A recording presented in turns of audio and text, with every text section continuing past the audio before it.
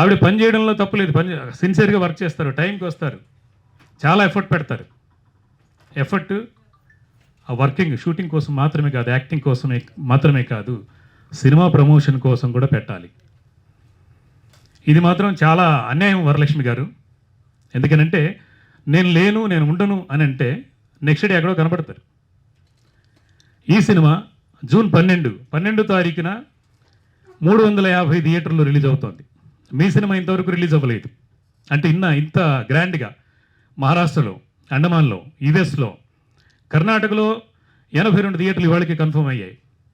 So దాదాపు రేపు సాయంత్రానికంతా ఇప్పుడు 358 500 థియేటర్లు కూడా రిలీజ్ అవుతుంది. అది వరలక్ష్మి వల్ల కాదు, సంజీవ్ మేగోటి వల్ల, అలాగే నరేంద్ర బాబు గారి వల్ల. సో మా వల్ల రిలీజ్ అవుతుంది ఈ సినిమా. అలాగే మా నిర్మాతల వల్ల, కృష్ణసాయి గారి వల్ల, అండ్ చాలామంది ఆర్టిస్టుల బ్లెస్సింగ్స్ వల్ల, ప్రొడక్షన్ బాయ్ దగ్గర నుంచి